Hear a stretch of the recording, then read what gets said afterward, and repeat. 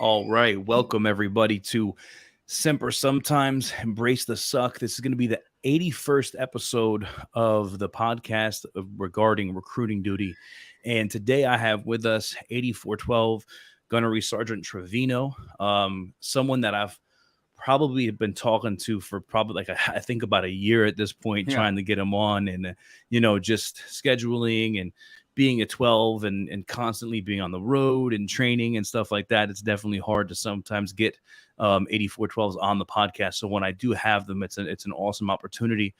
So I just want to take that and just say thank you so much for making the time for me, Gunnery Sergeant. I really appreciate that. No, thanks, Benny. I appreciate it. I know we started talking last December. We Yeah. were trying to get the CDR thing worked out, but Yeah. mission first, right? Amen. So today, guys, we're going to be talking about time management, and how, and now mind you, if you're not on recruiting duty, this is still a good episode for you because time management follows you everywhere. Whether you're in the civilian world, whether you're out in the Fleet Marine Corps, whether you're a reservist, whether you're whatever your job is, this is going to be a topic of discussion because it helps you make time for what's important, what you value. It helps you make time for your family, for church, for work, for all these different things. Because I had Sergeant Major Cabreras on probably about over a year ago, and one of the biggest things that he said that always stuck with me was everybody needs something from you. The Marine Corps is demanding from you, your wife is demanding from you, your children are demanding from you. So your time is the only thing that you have that's of value, and you have to know where to put it, where to set aside, and what things to do. So what we're going to talk about today with Gunnery Sergeant Trevino is just that. How do we manage our time wisely, especially on a duty like Marine Corps recruiting duty? Because, we were talking about it, me and Gunny, there's this Facebook page that I'm a part of, and there's a lot of toxicity there. And there's a lot of people that say this doesn't work, or this doesn't work, or this doesn't work. And it's like, if you really took the time, and I know you can speak to this and we'll get to there, if you took the time to look at your day insight, your month insight, your week insight, and you really took the time to just break down things and look at someone's time quickly, you can realize, bro, it's not that the activity doesn't work. It's that you don't know how to work the activity, or you're not putting the activity in the right time in your day.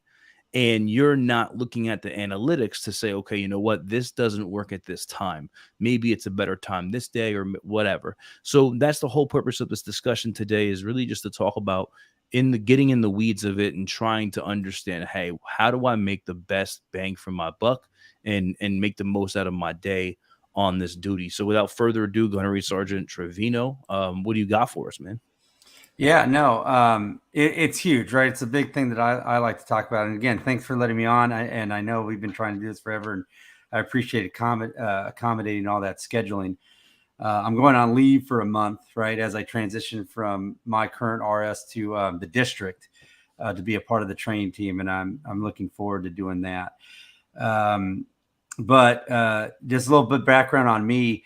I'm at 19 years in the Marine Corps, and this is probably going to be my last little go. Histed onto the duty twice, right? I was histed onto the duty back in 11, and then I got back out here, or I found out I was coming back out here when I was deployed at a special MAGTF with the 1st Marine Division in 2016, right? And came back out and just stayed out. So when I go around the RS and I talk to the Marines, I give them the raw, unabridged version of what they're going through. People know my story. I've been through a lot of adversity on the duty, but it never really soured me to actually, what the duty's all about, right? I heard one of your past podcasts talking about changing lives and, don't put a cap on changing someone's life, right? And I love that. I agree with that all day, but whose life is usually altered no matter what. And it's going to be the recruiter's life going in and out of the duty. So I found in the course of that time time management, the battle rhythm, why do 12s and why do people preach about the system constantly? It's because of the time. It's because of allocating the Marines' time. And one of the things that, you find in the civilian sector, especially when you exit the Marine Corps and then you go into working either for yourself or you go into working for a company, is that you have leadership skills, you have management skills, but in that management skills, you lack the time management piece, because a lot of Marines, they're on 24/7, right? They're in the field for weeks at a time. They don't really have a concept of a Marine's time. You know, how many times are you sitting in the barracks in the fleet waiting for first sergeant to pass the word past, 16:30, and you're just sitting there. There's nothing to do, and or you get word at the last minute, you got to go back up to the ramp and go work on something. So our time management skills across the board just suck. And when you come out to recruit duty, and you learn about the 3 E's, right? The effort, the efficiency, and the effectiveness of what you're supposed to be doing daily, you don't really know how to be efficient. And the system teaches you how to do that. So I found that the best way to save lives, change lives, is to compartmentalize that activity and make it effective and make it efficient so you can buy time. And like you said, too, time for church, time for your wife, time for your family, right? So yeah, it's the go-to for me. Yeah, and I like that you say that though, because it's true. Like we, a lot of times, like I'm glad that you bring up that fleet Marine Corps mentality, because it's so different. It's so different being on the duty as opposed being out there in the fleet, right? How many times do things get gunny timed, or how many times do you get told, "Hey, be at the range at 05, and or hey, we're gonna draw weapons at 0430, and then the range doesn't even kick off till 1300, right? So we become so accustomed and so used to this idea that like we're working, but then a lot of times it's like, bro, are you really working though? Like how much time were you just sitting around just gaffing off, right?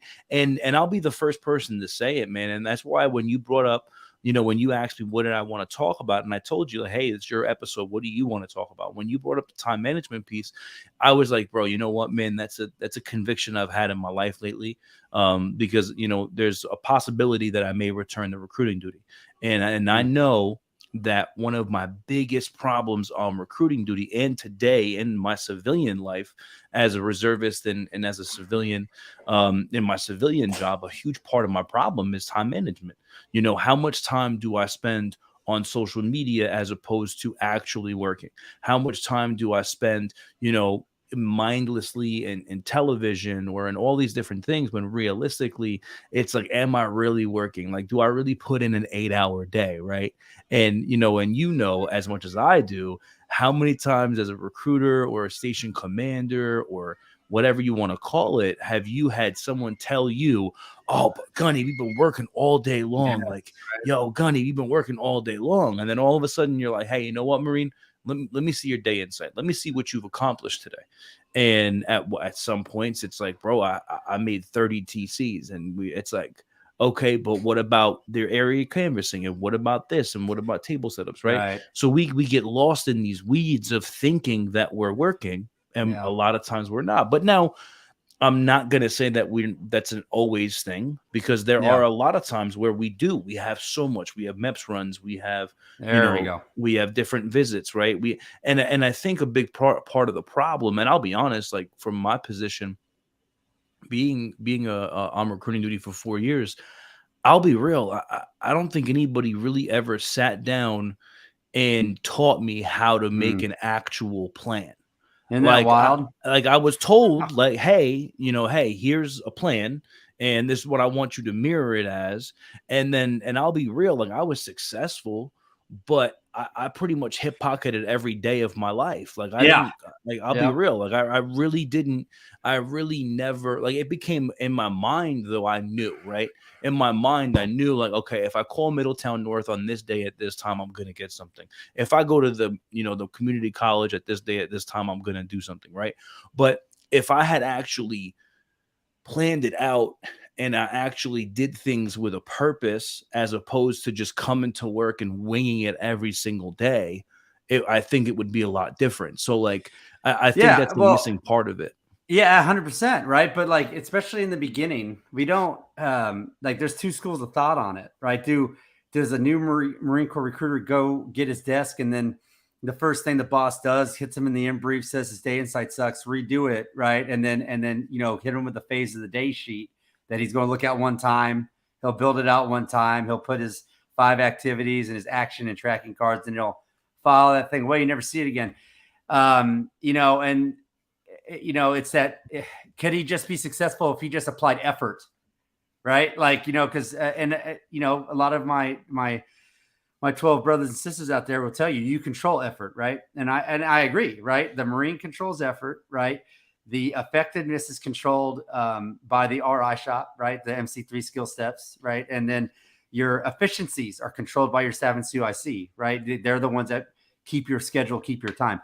It's independent duty, right? Like we've got away from that term. And I feel like in the last 6 years, recruiters has come out here with their hands out lately, right? But when I got to the duty, I remember getting to a PCS and saying, "Hey, are you going to come down here today?" "Oh, no, I'm not going to be down this week. Just, get your appointments, get your interviews, and call me when you're done." Right. So that ownership of the sector was prevalent back in the day. So my efficiencies and all that, I had to figure that out pretty quickly. And then you realize you don't have all the hours in the day. You try, right? Like my first 9 months on the duty, I mean, sun up to sundown, I was in that office or in the sector doing something, right? Because stacking, NWA, stacking appointments, trying to get ahead of something, just shooting from the hip. I got phases of the day: the morning phase, the afternoon phase, the evening phase, like morning TCs to grads in the area that you're going to HV and AC in, and then you're going to do in the evening, you go to the evening TCs to the seniors for the school you're going to do the next day, right? Mm-hmm. Like it all makes sense. But now after you get that initial class, if you get it, like you just kind of got like thrown in there. And so did I, you don't refine it ever again. And then you just copy and paste the day insight, the week insight, the month insight into the thing. Bro. And now McChris just lets you, just repeat the event. Yep. Reoccurring right? Events. Yep. So you just keep doing it. Right. Like, yeah. And but I think, like, sorry to interrupt you, but I think that's a huge thing, right? Because realistically speaking, when we talk about it, what is one of the things that a station commander is supposed to do? One of the things that a station commander is supposed to do is he's supposed to go over your weekly numbers, right? And on Friday, or on Thursday, before you submit them to ops, you're supposed to sit down with the Marine, go over the numbers and say, "Hey, where were you affected this week? Where could we have worked on it?" And these are things that we honestly just let fall to the wayside. But if we really actually took the time as an office to do that morning training and go over the numbers and say, "Hey, listen, you're really effective here," and talking about that effort piece. Hey, you show a lot of effort in area canvassing because you're really good at it, but you don't really show the same amount of effort in TCs, which is why you say that TCs suck and they don't work. Well, no, it's because you don't put effort there. But and that's the thing about it, is that, like, we place blame in all the wrong areas. And a lot of times we just lack the actual, not the know-how, but we lack the ability to just sit there and say, "You know what, let's take time to go over these things." Because what happens is we keep pushing it down the aisle. "Oh, next Friday we'll do it, or next Thursday we'll do it, or this and the third." And then you have a Marine who's at his 9-month eval who doesn't understand his numbers, doesn't understand why this thing isn't working. And we just keep placing the blame on, lack of effort or, lack of efficiency. And it's like, but have we taken the time to actually sit down with this Marine and do that? And one of the things that, I had him recently, I'm not going to say his name, but I have a lot of people reach out to me on Instagram about the podcast and about different episodes and stuff. And there was a Marine who reached out to me, and he was just telling me about how he's just about to hit his 3-month eval, and how he's an introvert, and how he really has a hard time going out and talking to people. And the first thing that I asked him immediately was, "Okay, well, has your station commander gone out with you and forced you to talk to people? Has he just looked at someone and said, 'Hey, go talk to this person right now'?" And he was like, "No." And I'm like, "Wait a minute, what?" I'm like, "So you've been on the streets for 3 months. You're about to, not including par, but you're about to hit your 3-month eval, and you're telling me," now, mind you, maybe he's lying. I don't know the facts. Yeah. But, but the truth is a lot of times that happens. So now this Marine, no matter how much effort he's putting in, doesn't know, he feels that his effort is gone. It's a waste of effort. So it's like, and again, we go back to the training piece. If that station commander isn't taking the time out to talk to that Marine, coach that Marine, train that Marine, well, then inevitably you're failing this Marine, right? Yeah. And so like, and it's about fitting that in. Yeah, no, it's not even about fitting that in. Where else in the Marine Corps is it acceptable to be in charge of a set number of Marines and it's okay to fail them, right? Like this is not my MOS, right? It's a B billet, right? Or it's a, SDA. So I don't have to like be proficient at it. I just got to make sure that these Marines are around, and it's crazy because when I talk to Marines and about like the battle rhythm, because they know that as soon as I show up in the office, they're like, okay, here we go. Gunny T's here needs to go talk to us about our data and about our time and why we're wasting it and all this other stuff. Because I usually tie everything back into it. And I had a Marine yesterday tell me that he had a 20-minute conversation with an otherwise qualified applicant. And at the end of that conversation, the applicant just said, oh yeah, no, but it's not for me. I'm not, he didn't get anything from it. So he felt he wasted 20 minutes of his time and he did it. He wasn't comfortable with that. And I said, a conversation with a qualified applicant is never a waste of time. Any professional in the real world will tell you to close a deal or to convince somebody that your product is right for them. It takes about 3 to 4 hours of handle time on the phone, 90 minutes to 2 hours of a conversation. I mean, you had a guest on another episode that I think said that a 45-minute interviews, dropping tags and someone at the school is not enough, right? Amen. And I'm not saying that you don't drop tags in a school that, it's the end of the month. You already made mission. You're on a 2, right? And you need to make a ratio. Maybe you drop some tags. And that's the other thing, like we talked about that Facebook page. Yeah. And you talked that a Marine reached out to you and said, I felt like I wasted some time. I think it's great that there are Marines reaching out to other Marines about these issues, right? Yeah. And I don't care who it is. Like if you don't know what's going on, ask somebody, because insight is huge. I listen to podcasts. I listened to every one of your episodes in the last 4 days, and picked up on stuff that I've heard before, but hearing it again and hearing it in different terms. Like I think I told you before we got started, you got a lot of WRR insight that I don't have collected on this podcast. So it's great. But, that Facebook page, and I got out of it because it was just so damn toxic. Yeah. That page. And when we talk about stuff, that is negative, it single-handedly is tearing away at the mission. Bro, there are contracts lost on that Facebook page, dude. 100%, man. And listen, there's people that are, one of my very good friends is an admin for the Facebook page. And, one of the things that I constantly post on there is that I love the purpose of the Facebook page. I love it. I love it. I love the ability to go on there and, have a good laugh and all that stuff.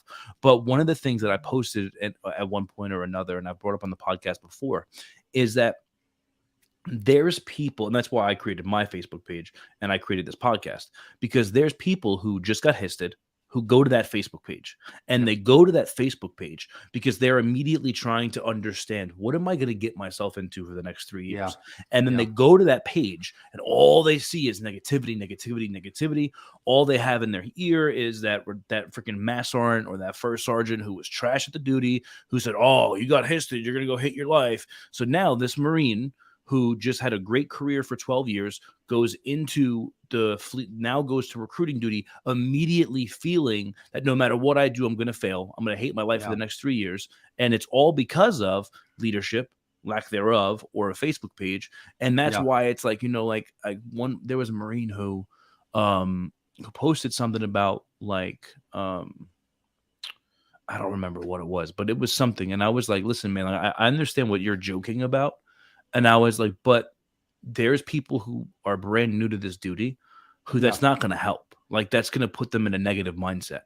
100%. And what you're doing to try to create a laugh or whatever you feel is the right thing, it's not going to, it's going to have the adverse effect. Oh yeah. I was on the duty the first time I was histed, and I knew the guy who developed the Stuff My Recruiter Says Facebook page. Right.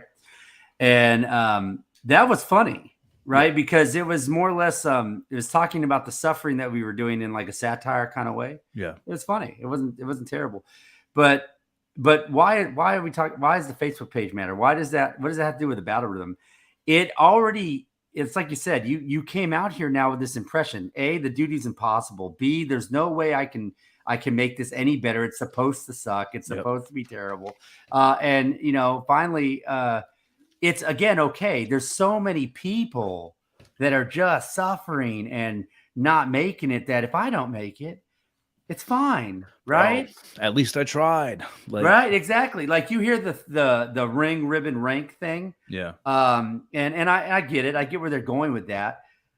Why do you have to tell yourself that?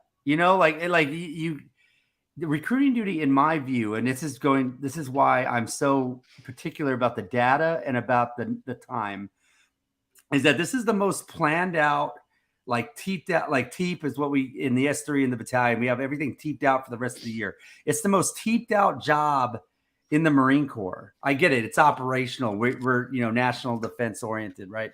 Like if recruiting duty goes down, we all suffer. But you get 22 prospecting days. You got like 19 processing days. That beginning of the month.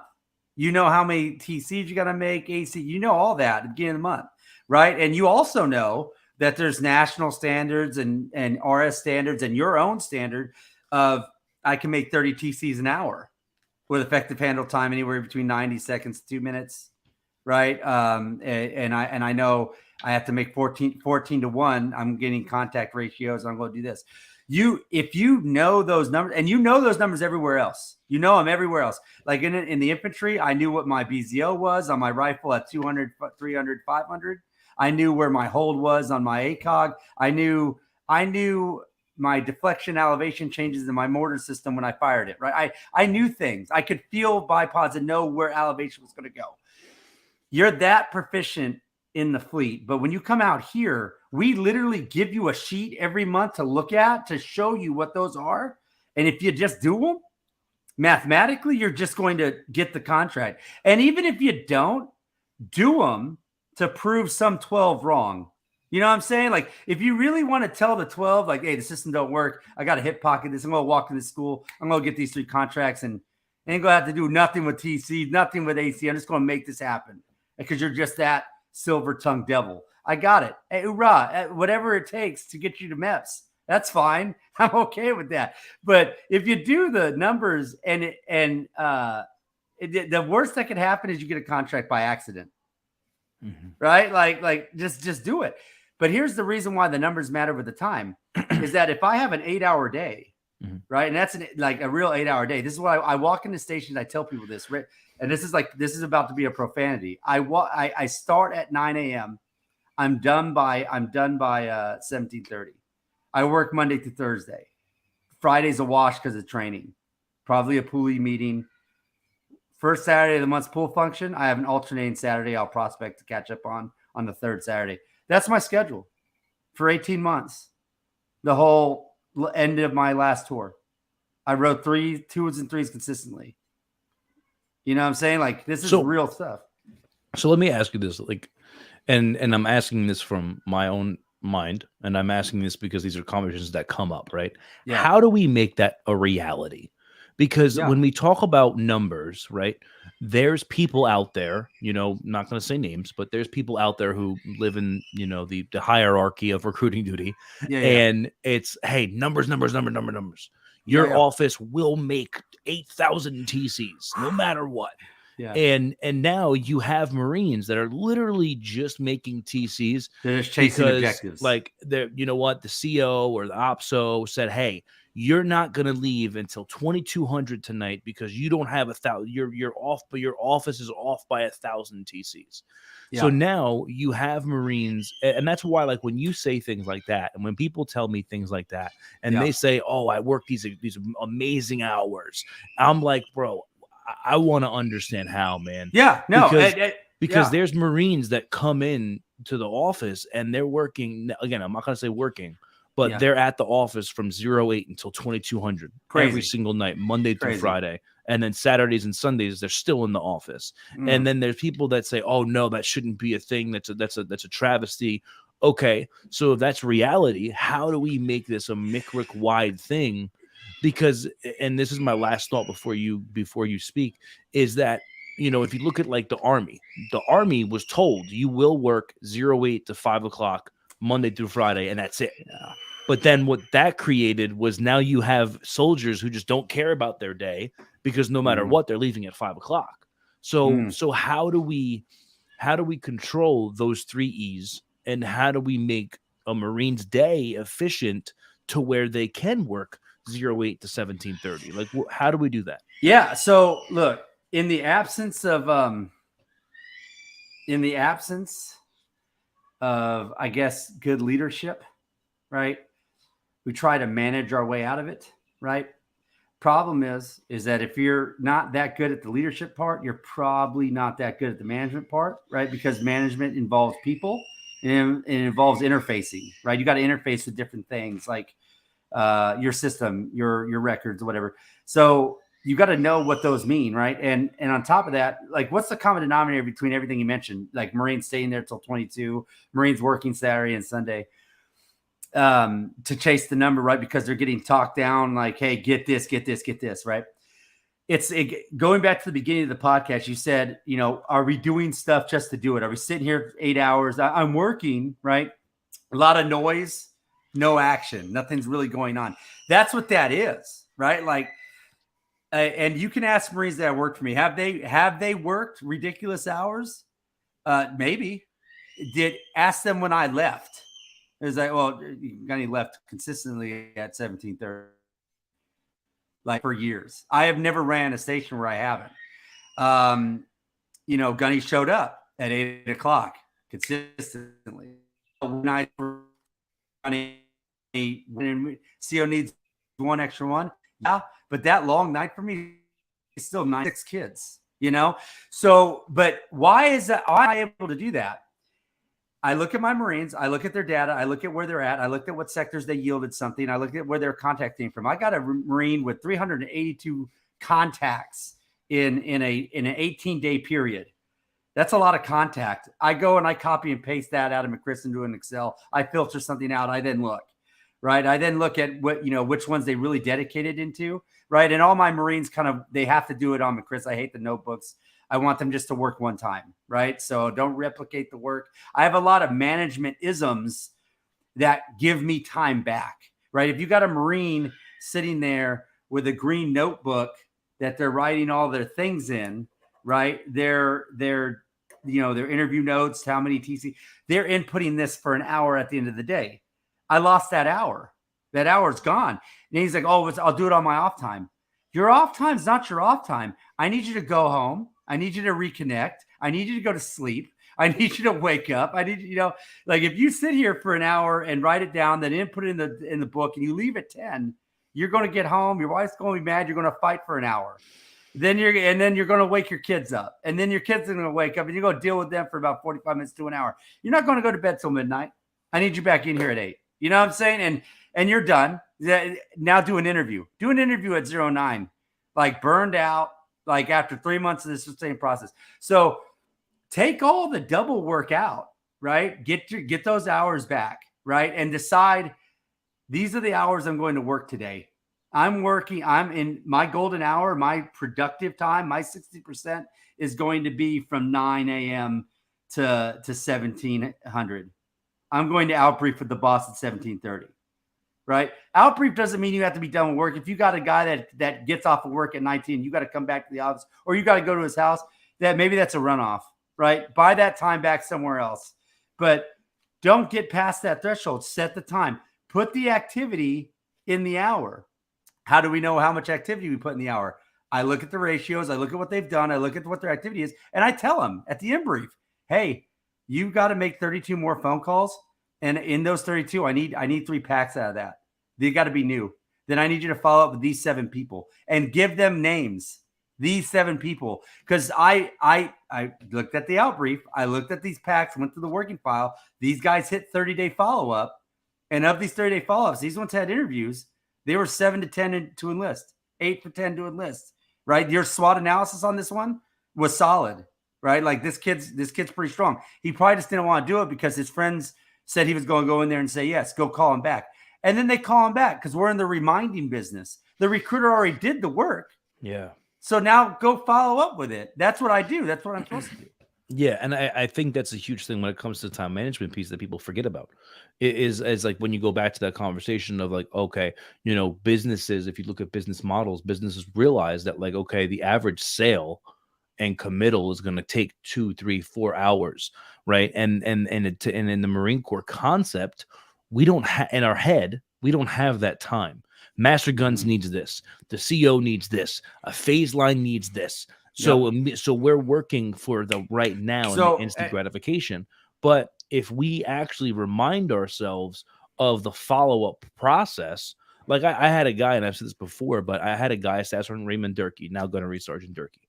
Gunny Durkee had a gov phone with 500 contacts in it. He would talk to any person, and he would get their number, and he would have interviews at the interviews. But they never made it into the system.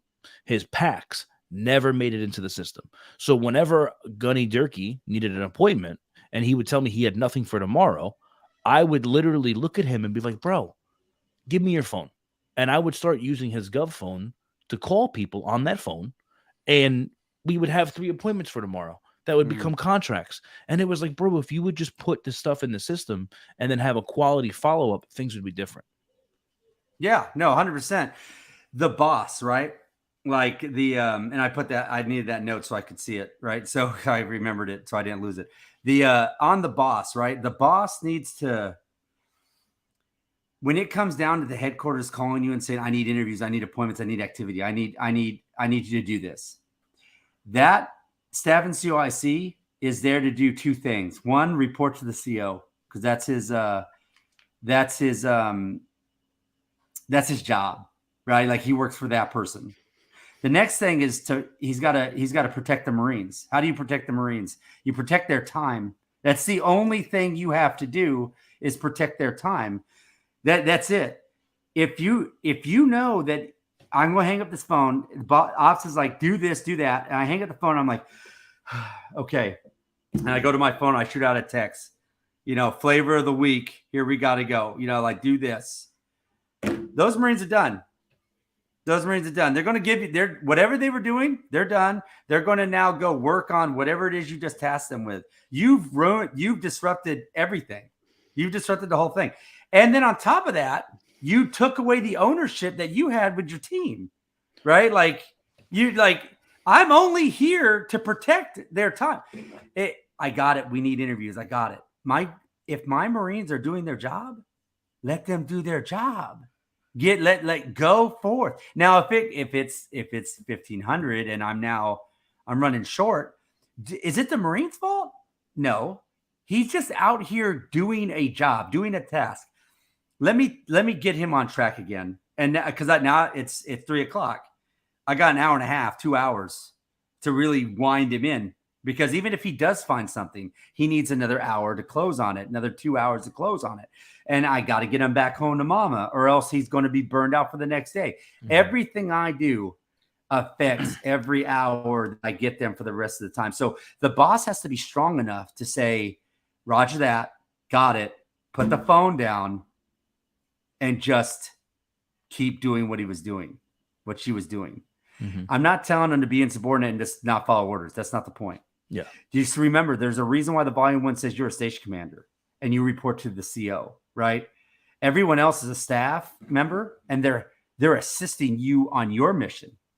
They're assisting you and your Marines to obtain your mission. I got to say thank you, because I think that's something that's very lost. And I think that people don't realize that as the station commander. I think that people they don't realize that because they don't realize the power that they have.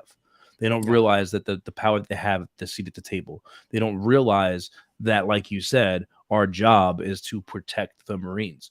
And the reality of it is that a lot of times we get so caught up in, hey, I need this right now. Hey, I need you to do this. Or like, the XO calls you and the XO is like, hey, I need you to close out all these high school community college events right now because they're due to my desk by 1500. So now you stop all prospecting. You get all the Marines back to the office because this got to get done right now. And now all of a sudden you're doing this next time hack. You're doing this next time hack. And the reality of it is that we're not paying attention to, hold on. Let's come together and make this happen the right way, the most effective way, and stuff like that. One thing I want to ask you, because we're in this topic of discussion right now, is in regards to the boss, right?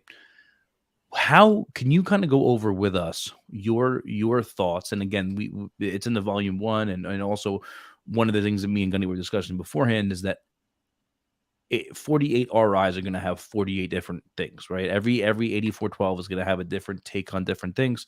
So remember that this is opinion based, right? Yeah. So this is for the listeners. So my question for you is, what would you say? Can you give us an example and model a good in brief, a good mid brief, and a good out brief? Because I think there's a lot of miscommunication on how do I control my Marines day and have effective in and out briefs, because I've had Marines reach out to me and they're like, bro, like I had this Gunny who would take a 45-minute mid brief, and it's like, Gunny, like I'm losing my time. So how do we have these effective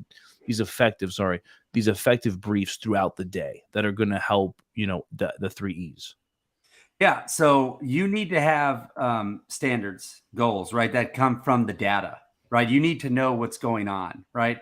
When I go in for an in brief, I follow baseball, right? So baseball people like follow analytics and stats and pitches and everything else, right? And I don't want to give the whole, plate analogy, right? But when your Marines come into the office, that in brief, it needs to be short and concise. My in briefs were always 15 minutes, right? They go like this. Hey, Devil, sit down real quick. I looked at your day in sight, right? Because I got in at either 8 o'clock or 7 o'clock. And remember I said 9 o'clock is like when I want them to go turn to town and go after it, right? It gives them enough time to drive in. I also want to encourage the idea of taking your kids to school, right? There's what you got to be. You do one of two things. You're either going to be there when your kids wake up, or you're going to be there when they go to bed. But you're not going to be there. You're not going to leave before. You're not going to leave after. Okay, and that's important. So there, my in brief starts. I got a 1 in 4, right? I'm doing 15-minute blocks for an in brief, right? And it's like, I know like some 12s out there are going to like straight up spit all over the screen, right? What? 15 minutes? Like it should be 30 minutes, 40 minutes. Detailed in brief leads to shorter out briefs. Whatever. My out brief's longer. My out brief is longer because if I get a long out brief, I already know what to go do tomorrow, right? But a short in brief, because I need to get them out there. I need to take their energies and put them out there. So 15 minutes, I'm breaking down their numbers, right? And I want to make sure they understand what today's goal is. Today's goal is I need you to make 20 contacts with human beings today. I need you to make 30 contacts with human beings today. Maybe it's 15. That number will keep changing. Oh, it's not just a standard number I just give them? No, because when you give your team a standard thing, you're just repeating someone else's thing. There's no thought that goes into that. There's no care. The Marine won't write it down because it's just, oh, he's just going to tell me 30 contacts. Oh, he's just going to tell me 20. No, it's 8, big dog. It's 15. Well, last week or yesterday you did 35. The day before that you did 22. I know what you're doing, right? Like, and I got it. I'm not out there with you, right? And the Marines kind of resent that. They want you at every table display. I've done so many damn table displays, but they want you to be there with them. They want you to be in the fight. They want you to put tags on a kid. You're not going to. You're not going to. You're going to sit next to your computer and answer the mail on McChris because that's protecting your Marines. But you're going to let them know, I know your numbers. So I need 22. I need these many DCs. I need 63 DCs. Why do I need 63? Because you have 2 hours of DC time built into your plan, which is crazy, right? But it's your plan, right? So go ahead and give me 63. And notice how I said it's your plan, right? Unless he's in the eval or she, and I have not certified them in creating a plan, I'm not changing what they put in there. I won't. I saw it last night. It's an independent duty. They manage their day, right? How many times you heard someone say that, hey, if you're staying there for 2,200, it's your fault. The back of your mind, the recruiter's sitting there is like, no, it's not. I was fine until the boss made me go to MEPS. I was on track. I had 2 appointments until I had to go do this package, right? Like, you guys ruined my time. You guys control my time. No, it's them. I certify you, give me a time. You go put 2 hours for DC so you can be messing on your phone. That's fine. I want to see 63 DCs go out. I want to see follow-up on those other 34 you sent yesterday, right? Like, and now they're like, oh God, now it's an hour. But there's that. I want to tell them about their HVs, and I do HVs. I want to tell them about their ACs. I want to see 8 to 9 if they're on that ratio. If they're 7 to 1, 5 to 1 national average, I feel good about it. If you're going to go to the school and harvest those, that's fine. I better see 3 packs coming out of that, right? I'd rather you go down to another place and get some other stuff. But at any rate, I give them all those goals, right? I want 2 appointments in a 12-hour period, 24-hour period. I want 1 interview in a 48-hour period. I want 1 NWA in a 72-hour period, right? Work that out, right? Stay on those metrics and give me what I need. And if you're doing 300 and something contacts a month, well, then I don't see that's going to be a problem. But when I give them those analytics 15 minutes, I go to mid-brief. Mid-brief's on them. Call me when you need a mid-brief. Just call me. I'm not going to give you a time. Just call me when you need to make that mid-brief adjustment. And we'll do that. It's before or after lunch when they left Walmart or whatever it was. Outbrief's always going on my time.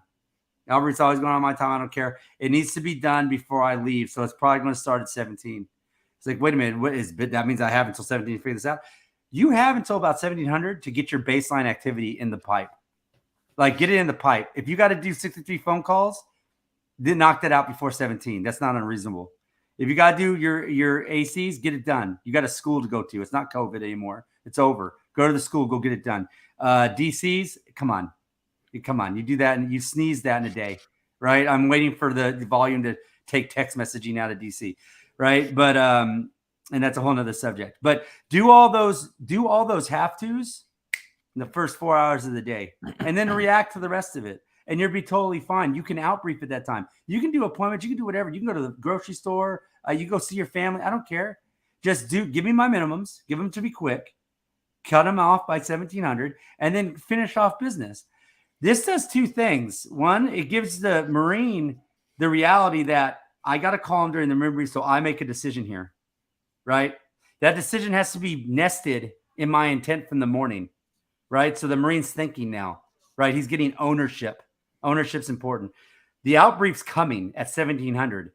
I have to put the activity earlier in the day, which does what for me?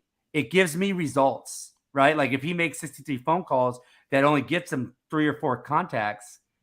And at least I had some time to adjust that. I can work with that. I can't work with that if it's at 2100 and he's only got 3 contacts. But I gave him until 2100 to make 63 phone calls. Right. So now I'm going into the next day with nothing. Right. And that's terrible. So I want to model that way. And the outbrief is very easy.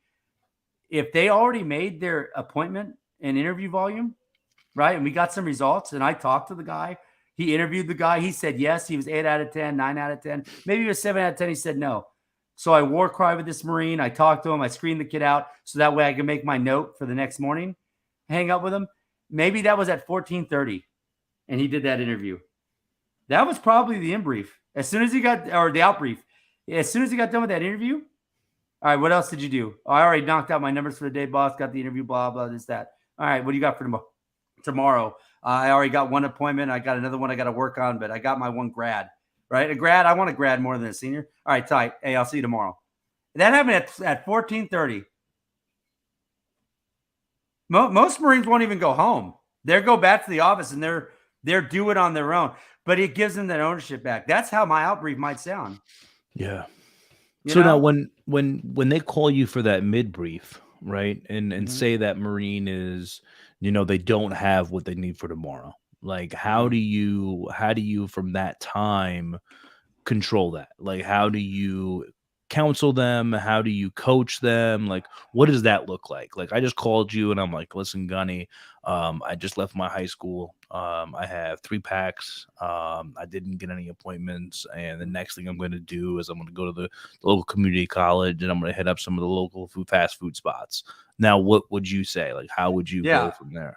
All right, so you just at the high school, so it's probably 1300, 1230, something like that. You got 3 packs, right? Which means that you had to generate a certain number of contacts, right? So say you came in the morning in brief and your number of contacts was what, 15, right? So, and you're on a 7-1 for TC and 5-1 for AC, right? You got 3 packs already brand new. So the next question is, how many of them are DQ'd? How many of them are qualified? Let's assume they're all qualified, right? Let's assume they're all qualified. So, okay, that's not bad business. That's about 70% of my business, right? Because we're going to enter 3 packs into the system. And in theory, we scrubbed maybe 12 to 15 names, right, to get those 3 packs, right? Which is fantastic because I need you to scrub about 10 a day, right? So that's probably about 2% of a priority list. You see how, like, and I'm going to say this out loud to him or her because everything I just said is a result. Like, good job, Marine, right? Like, you came at me with the, hey, boss, I only got 3 packs. I'm going to go to the JC. You're already sounding down to me. You're already sounding like you're defeated. Like, it's like, okay, now I have to inspire you to write a contract. Okay. Because the science didn't work because now you got 3 packs and you think it's a failure. It's not. You scrubbed 10 to 12 names. Well done. You contacted 13 people. Well done. You got me 3 packs to enter the working file and they're clean. In 30 days, 45 days, they're come back. I'm not worried about it. You go to the JC. You already got some AC contacts. I don't want to stress your luck there. Rotate back to the office. Let me rotate you back to the office because A, I'm here, right? That's 1. 2, I might have to put you back on the phone because I'm better at the phone too, right? 3, if I put you on the phone, you don't have to travel anywhere, right? I cut out your travel time, right? So you're not going to move unless you get to somebody. It's a fact. You contact more people from the phone. It's just how it has to be. I know we could talk about it. Let's talk about it. We can talk about it all day. Because before we talk about it, I'm just going to say the thoughts that automatically come. Right, everybody and their mother. Yeah. TCs don't work. Telephone calls don't work. I can make 300 phone calls a day. I think the biggest reason why people think or believe that TCs don't work is because the lack of effort and the lack of effectiveness. They don't understand how to actually do the act of telephone calls.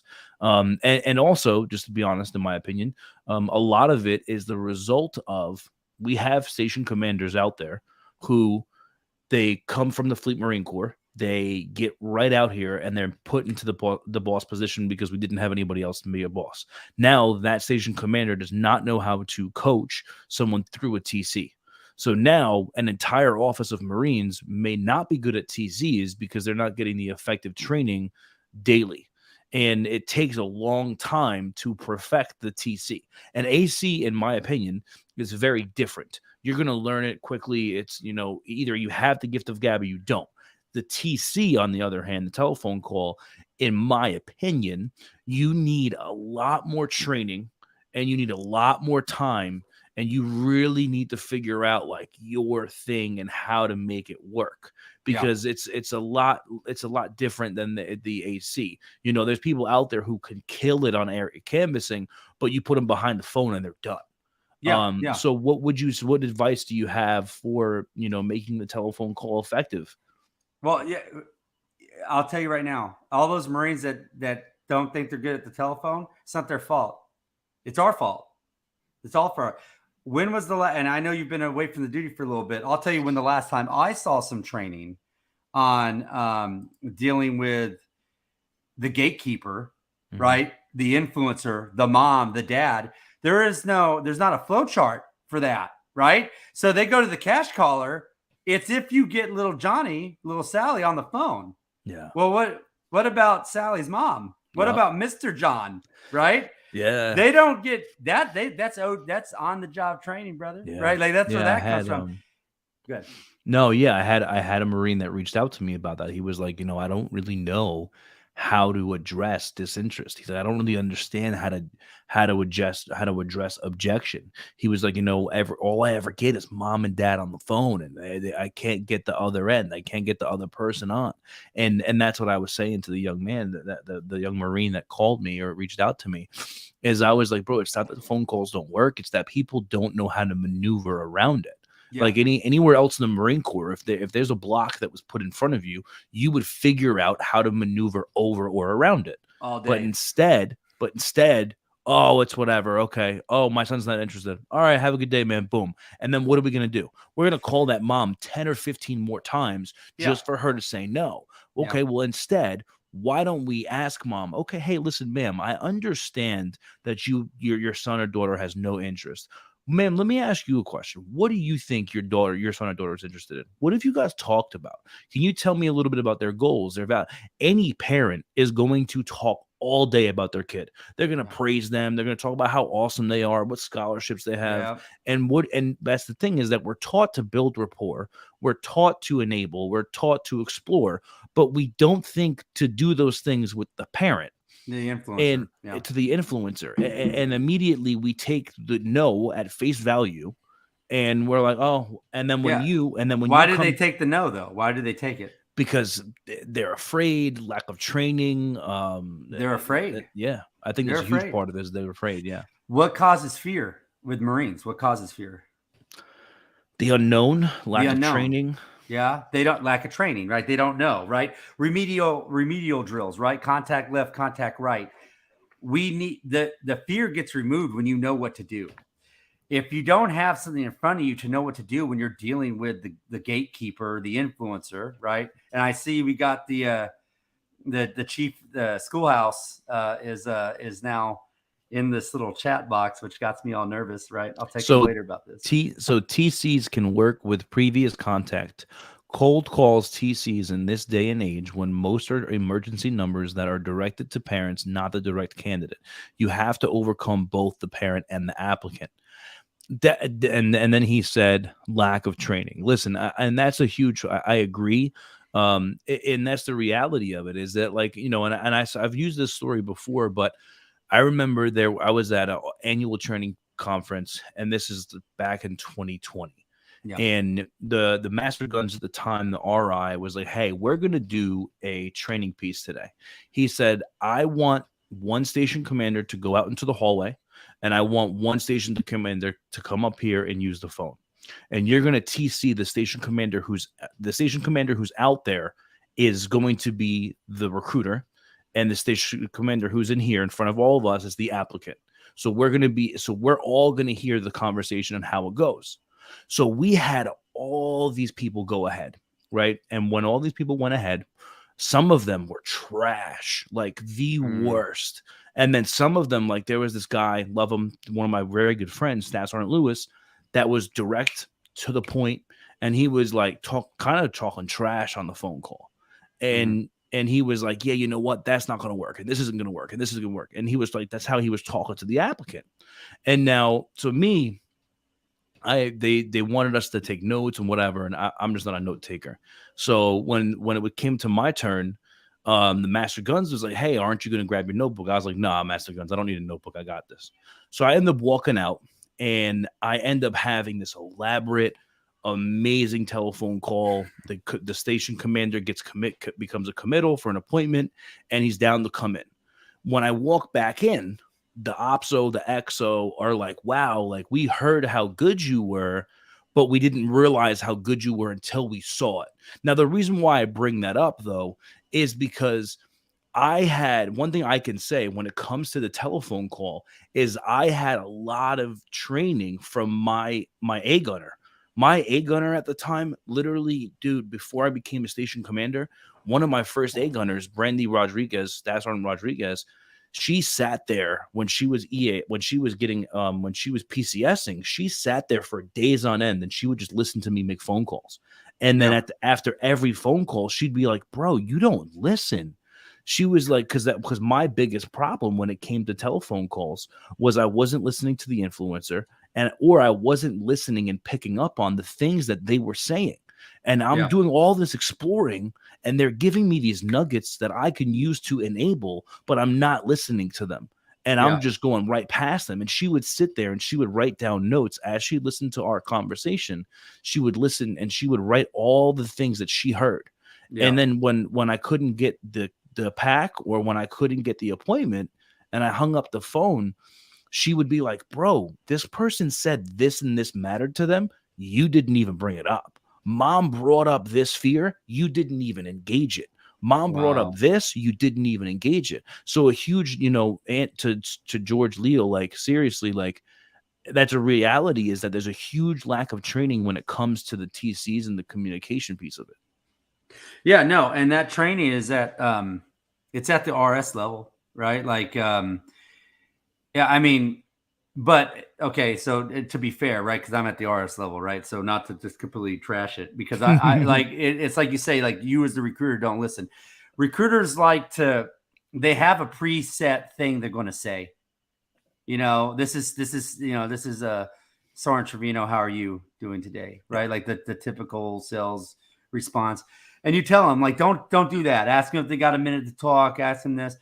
One of the things I used to tell, and you can ask any of my recruiters, and I used to sit there and listen and make phone calls. I said, stop doing like that. Don't talk. Don't ask for John if a female voice answers the phone. Find out who you're talking to. That's not John, right? Like, Yeah. and if you're asking if John's there, that's the cash caller's, landline home phone thing, right? Like, there could be a possibility that John is at the house, right? But the idea of John being next to this person on the cell phone is not necessarily always there. So Sarah picks up the phone, Mrs. John picks up the phone, and it's like, hello, and you hear a female voice and you see a male name, right? Or you're assuming their gender, right? You're going to go ahead and say, oh, hi, I'm sorry, I'm looking for John Smith, right? Is this Mrs. Smith? Is this John's mom? It's like, this is John's mom. It's like, well, I'm the Marine Corps recruiter. First off, not to scare you, don't hang up the phone, right? I need to talk to John. I'm assuming you're at work, right? I would automatically give them an out, right? Like, let me just assume you're at work. It's the middle of the day. It's in the mid-morning. It's 9:30. Let me just assume you're at work. They're going to instantly either correct me with the truth, right? Or they may say I'm at work, but the fact that I'm acknowledging that they're at work, right, is still a positive. They're not able to hang the phone up yet because they have to answer my closed question, right? And it's like, okay, yeah, I am at work. I'm sorry. What is this about? It's like, well, I'm just calling seniors in the local area to find out what their plans are, what their 5-year plan. I'm maybe not talking about that. I'm going to be like, hey, I'm just doing the recruitment thing. Your son's a senior in high school at blah, blah, blah. And we asked them about their 5-year plan, if you have any intention to join the military. And I'm sure you're about to tell me he's going to college. Am I right? They can either say yeah, or they could say no, he hasn't even applied. I told him to put in the paperwork. By assuming certain answers that they're going to give you, they're going to correct you, or they're going to build upon what you're talking about, even if they're busy, right? How many times are you at work and you just kind of want to break away and take a phone call? Like they might want to do that if they can, if they're in capacity. But anyway, so say I get a cold phone and it's just like, they're just not having it. Yeah, he's going to college. He's not really that interested. And then, you feel like they're going to hang up the phone. They just haven't hung up yet. It's like, well, ma'am, let me ask you this. When you talked to the recruiter, when your recruiter called you when you were in high school, what did you guys talk about? They're going to say, well, I didn't talk to the recruiter. It's like, oh man, really? It's like, yeah, no, I never talked to the recruiter at all. Did you go to a public high school, private? It's like, no, I went to, and they tell you the high school, whatever. It's like, really? That's so strange. Did you play a varsity sport or do anything in school? It's like, well, I was in drama and I played, varsity, volleyball. They tell you whatever. They're going to tell you something. And then you're like, that's so odd that you wouldn't have gotten a call. You know what probably happened? Like, what happened? It's like, your parents probably screened the call. Right. And they're like, it's like, yeah, it's because we've been doing this since 1974. And I have no doubt in my mind, someone tried to get a hold of you. So when you do see John, could you pass my number? By any chance, would I be able to get his number? I'll just shoot him a text, give him my info, because he's probably working or at school or whatever he's doing right now. And in the South where I'm at, when you preface these people with this kind of stuff, they want to help you. Yeah. Right. And they also want to give it to you. Now, say they get even worse, right? This is all phone calls. This is all gatekeepers. Say they're like, it's not for my son. Like, this is the Marine Corps? Is this the Air Force? No, it's the Marine Corps. Well, my son is not going to do the military. If he was going to do anything, he'd probably go in the Air Force. I was like, oh, so he talked to the Air Force recruiter? No, he hasn't talked to anybody. He has like, well, but let's not wait on this, right? Like, he didn't submit his college application, didn't really take his SAT, right? Yeah. Pause, wait for them to correct you. They don't. Right? So now it's true. So let's not waste any time. Let's do it. Let's just Let's just do it. Give me a, you know what? Text me, put us in a group text. Text all three of us, right? You can see what we're talking about. I'll send you a quick little link, right? Give you the referral. And I get through every time. Yeah. Every time. I do it in front of the recruiters. And it's the same thing as asking for a social security number for an APT. I get those too, right? Because when you convince a person that you're trying to help them, amen.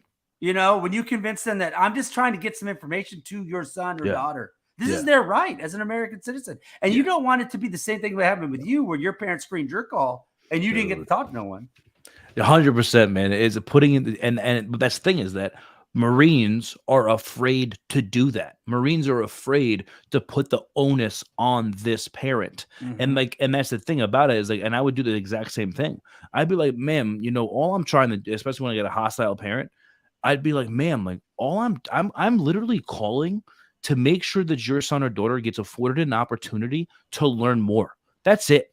At the end of the day, if you decide that your son or daughter doesn't deserve this phone call or you don't want me to get a hold of them, I'm going to bump into them on the street. I'm going to bump into them at school.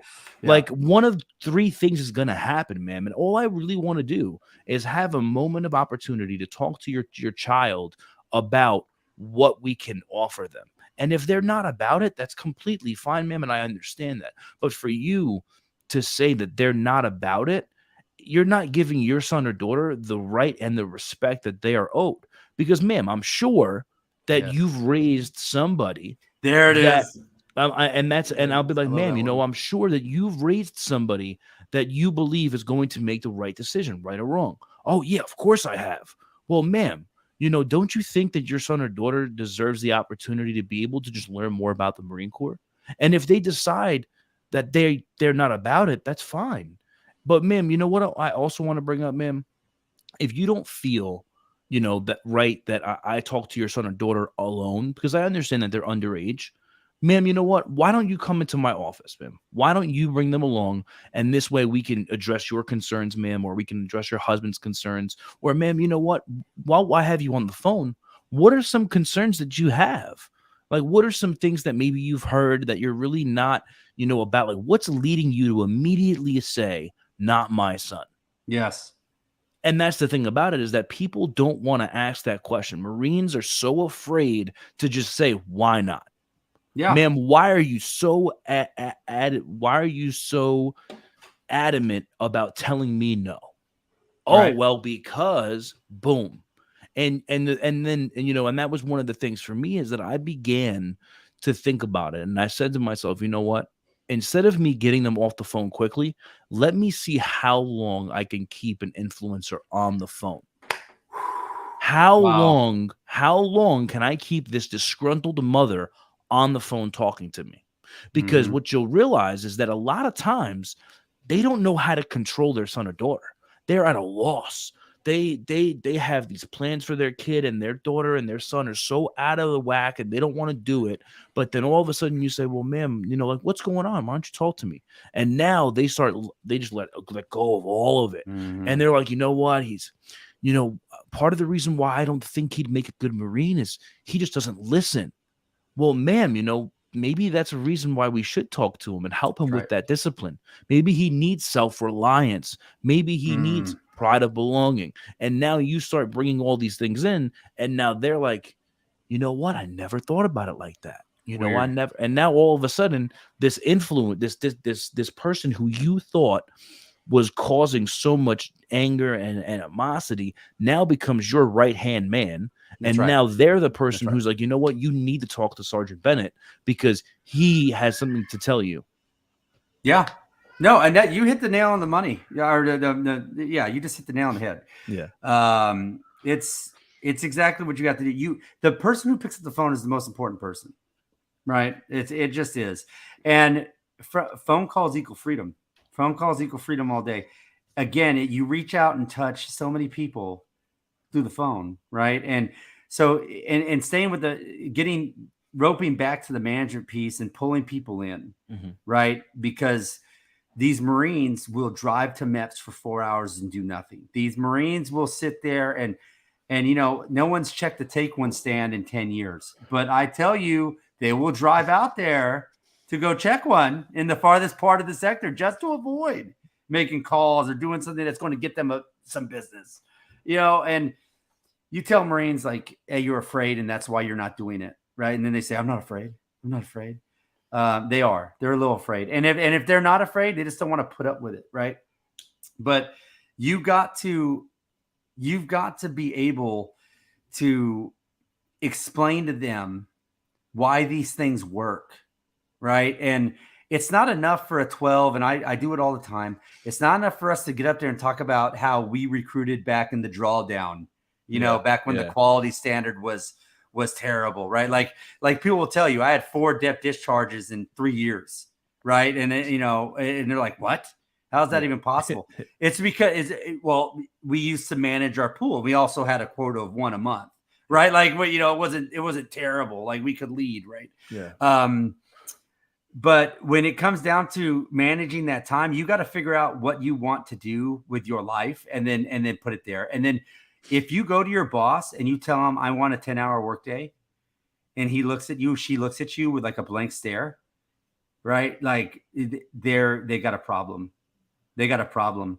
But we don't have Marines that do that either. They forgot that this is their independent duty. Bro, Gunny. Right? Oh my God. Bro, I'm glad that, so there's 2 things I want to say. One of the things that you were just talking about was, as an 8412, a lot of times people talk about back in my day, right?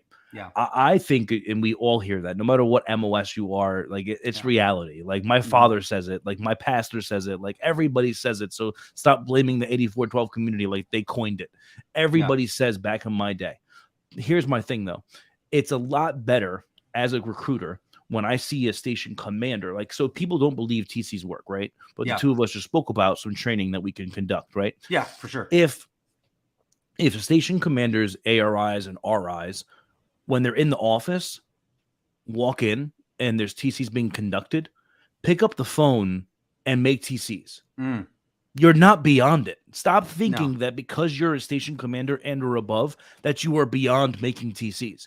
Because a big part of the problem is that everybody looks, and this is, I hope no one takes this to be disrespectful. I mean this with my whole heart and my sincerity.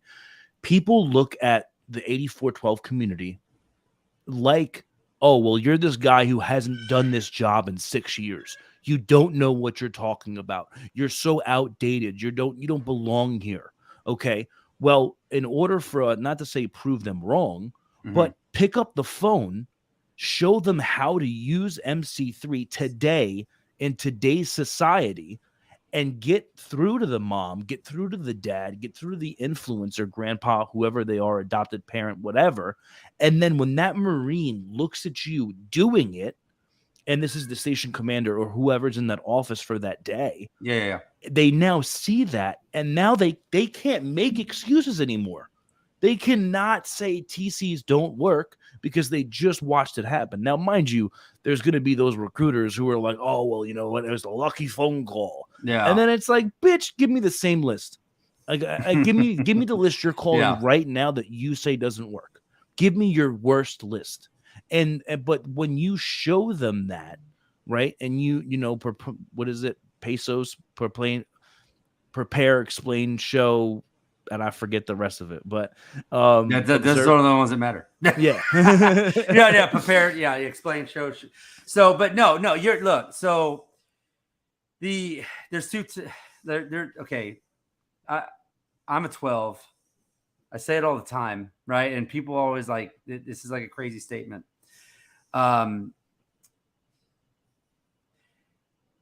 Sometimes you got to show somebody how to do an interview. Sometimes you got to do it, right? Like sometimes you just got to take something from somebody and just do it so that they stop. It's called leadership, right? So what you're describing is leadership, right? Leadership by example, by bravado, whatever it is, right?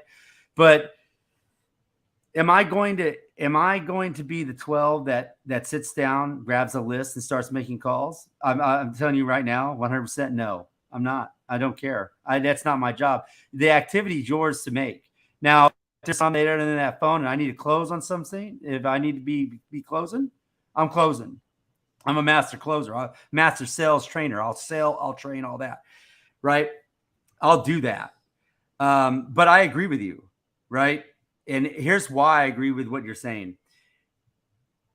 a 12, and people are come after me for this, right? So just come after me.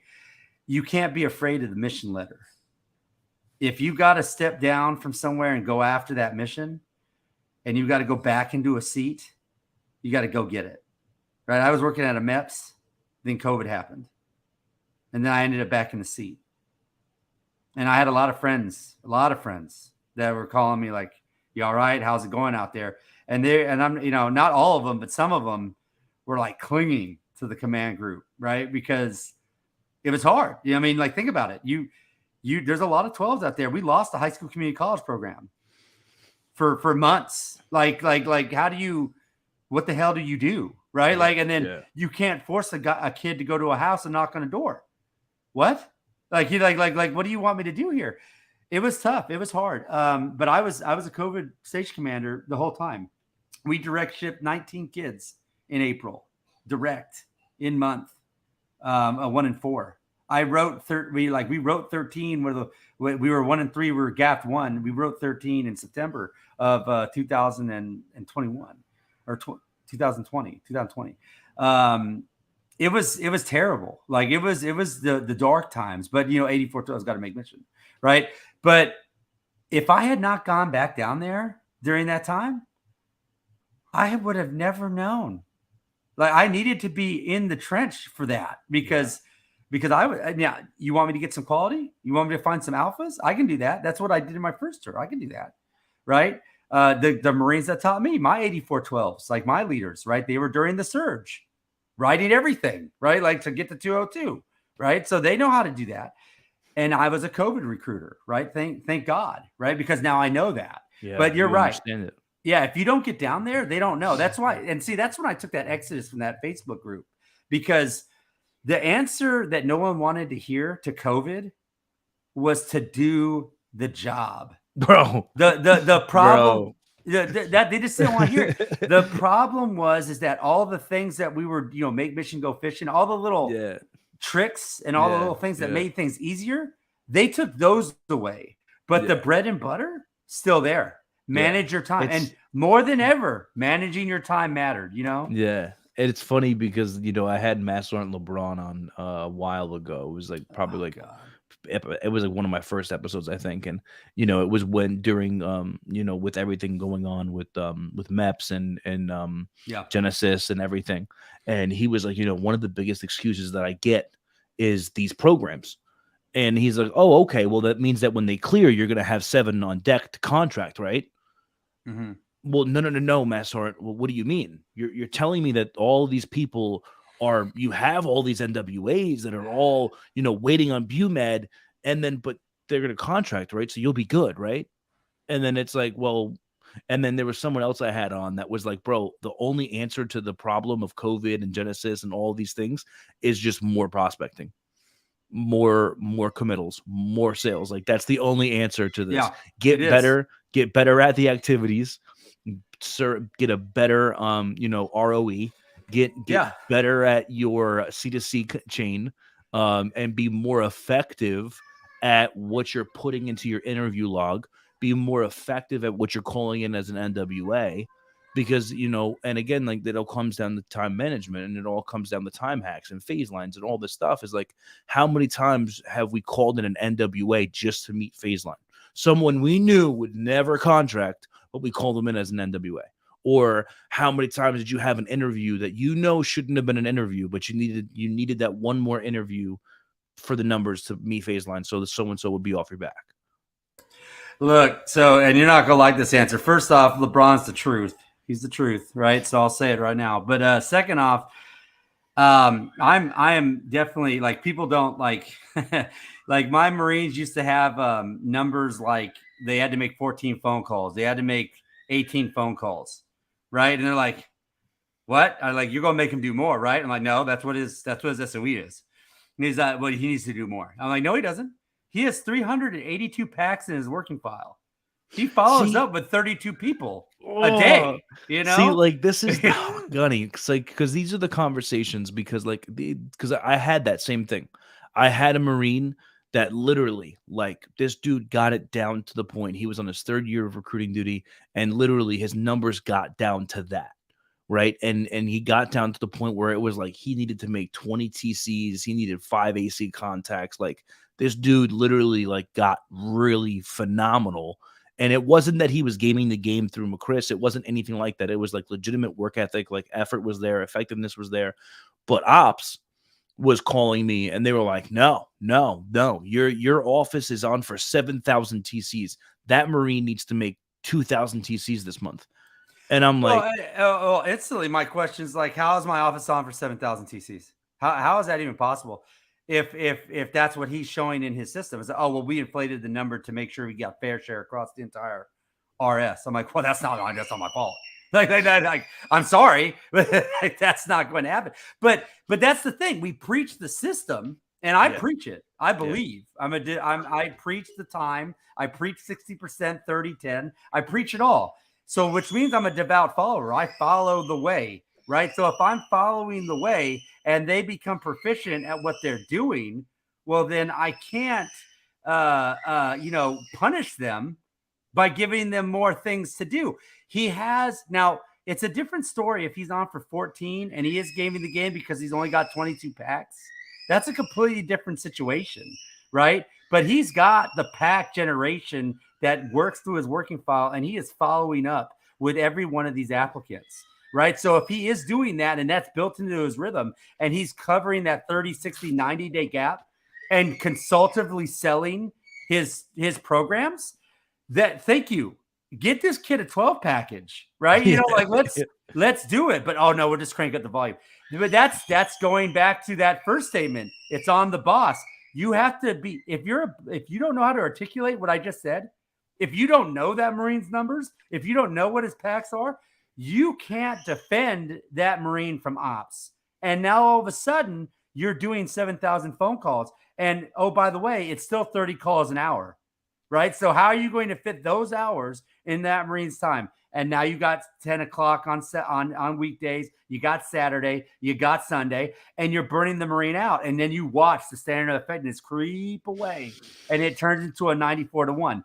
And if you don't know how to explain, so it's, oh, well, Guns, you said a whole lot of words and a whole lot of time. And because you're a 12, you can analyze the data. Analyze the data. If it meant, if you knew your Marine was going to get shot, if he didn't know what his data was, would you learn your data? Would you teach them how to learn it to keep them from getting shot? 100% you would. Yes, you would. Right? Well, this is no different because when they get shot out here on recruiting duty, they get shot by a divorce. They get shot by ideation. They get shot by investigations. They go ahead and they go get unethical. They get immoral, idle hands. All kinds of other problems start happening when you don't just do the due diligence and you don't hold that 10-hour or 8-hour day. Right? Because Marines don't fail and they don't want to fail. So what if you put them on a 10-hour day? You think they just go, oh, there's not enough time to do their job. They're just not going to do it. No, they're not. Right? It's reps and sets. If you know a PFT's coming, they're get on the bar. They're find the time. You know, I'm getting, you know, I have to stay within weight standards. I find a way. Right? So they just have to be able to do that. And it all comes down to everything that you're talking about stems from one place, that boss seat, that substation commander. And they need to be able to stand the test of time and stand against the people above them to protect their Marines. And how they do that is through, reps and sets. It's sets and reps, man. They get it, and they get the time management. And that makes you a good leader. Don't you want to be the boss that your Marines are talking positively about? You know, like if one of my Marines jumped on Facebook and said something negative, I'd be upset. Like I'd be personally offended. Like I need to fix myself because it's servant leadership. I need to lead in some way. Now, you just said servant leadership. What is that? Well, it's the Marine Corps. We operate off of a commander's intent. We serve our Marines and we make sure that they have what they need to complete our mission. It's our mission. We're on the face of it. We get the credit for its success and failure. But the activity is grounded with your Marines. And if you don't care about what they're doing, if you're that boss that sits there and says, we are going to do this, until 10 o'clock tonight, right? So that way no one can say there could be no doubt that we tried our best. I don't want to try my best. I want to win. And it goes back to, how do we get the Marines out of that mentality? They have to pick between a carrot and a stick, right? And if you hit them enough with the stick, they become afraid of the stick and they start doing what LeBron was suggesting. We have all these pre-screens, but they're not actually going to be contracts when they come back clear, right? Because they're chasing the pre-screen number, right? They're chasing the interview number. They're chasing the appointment number. You know, like I'm one, I don't know, and I'm going to say this, here it goes, right? Censor it, right? Get ready to bleep it. Can you get 2 appointments a day?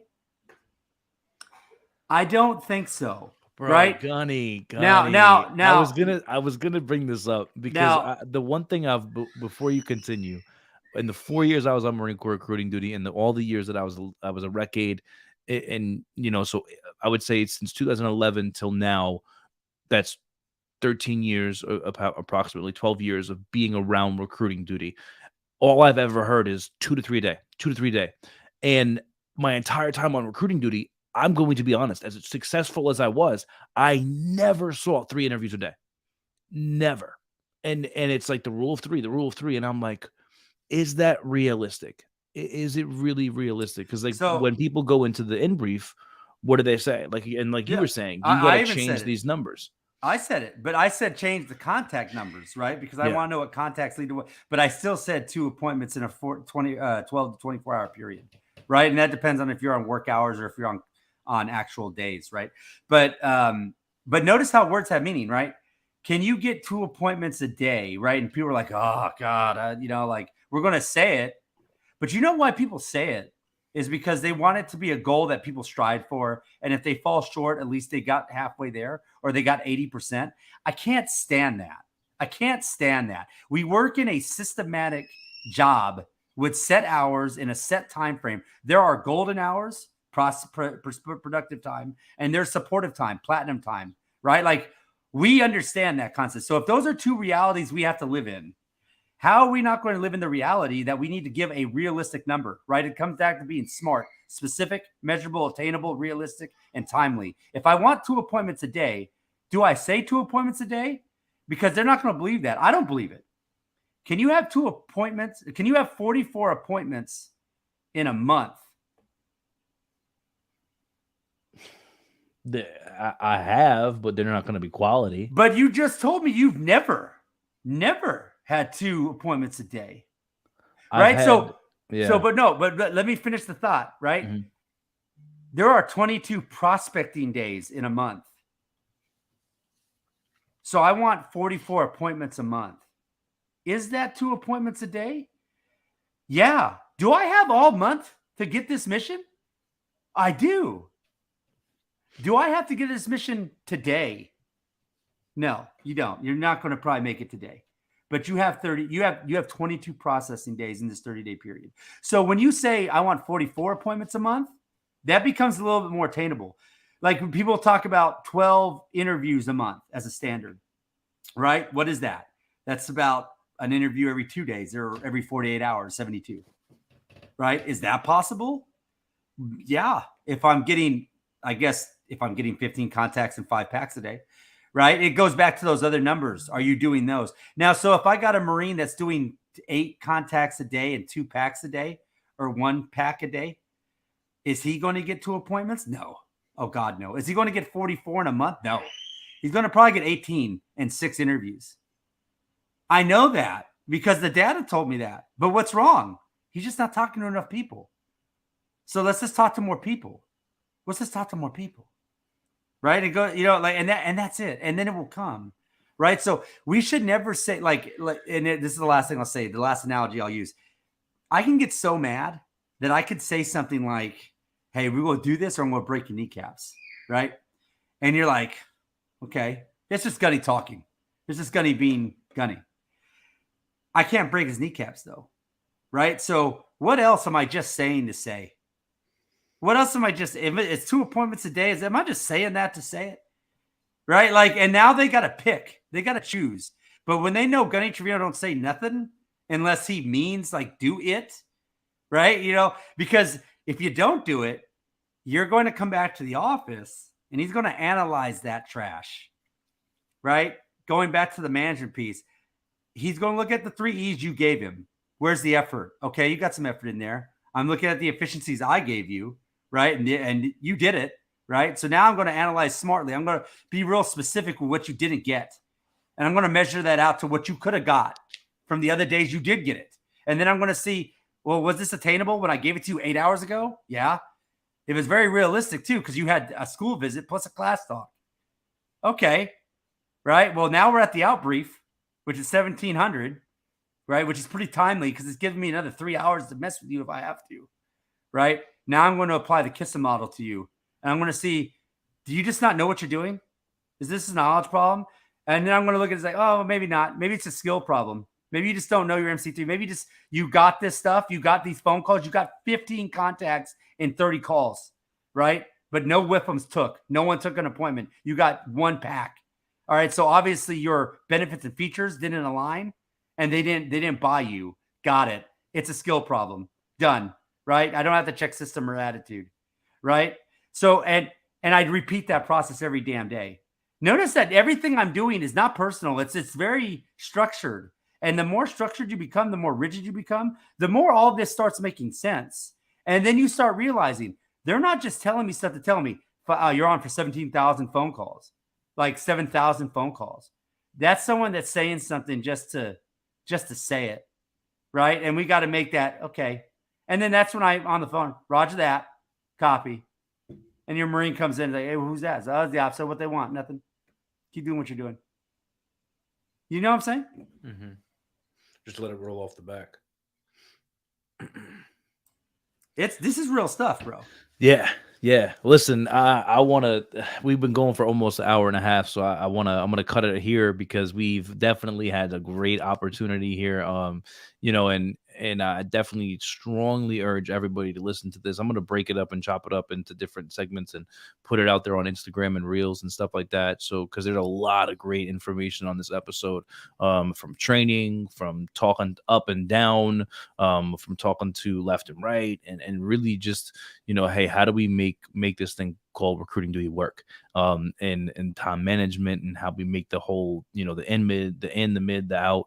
There's a lot, and it goes to, as well what you said, sets and reps, getting that work in, getting the effort in, the effectiveness in, and the efficiency, and making sure that you're putting all the opportunities are there, but a lot of times we're not using them. So before we end this, do you have any last words or anything that you want to throw out there, Gunny?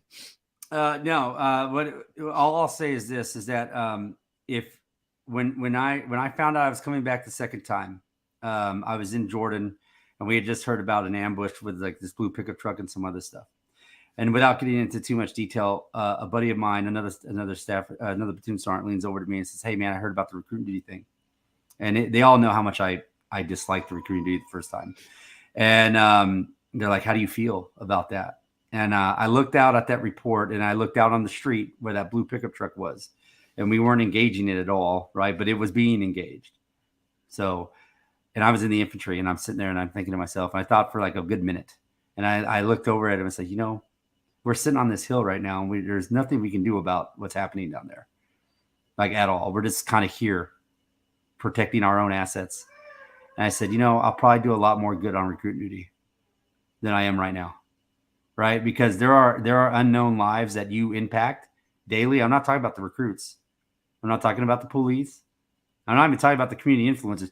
I'm talking about those Marines that come out here from the fleet for 3 years that expect you to know what you're doing, and are looking to you. And they may not say it out loud, but their marriages are in jeopardy. Their families are not seeing them. They're growing up without them. Their sons hiding their bags on Sunday so they don't go to the office. Your Marines are getting out of shape because they don't have the time to take care of themselves anymore. And they are literally dying for you. They are wasting away and dying for you. You owe it to them, every one of them, to be absolutely proficient at being a recruiter, at being either a Staff 2IC, an A gunner, an ARI, an RI, an ops chief, an opso. You owe it to every single one of those ROP on your production, from the day they check in to the day they leave. And if Amen. you are not doing that, get out. That's all I got.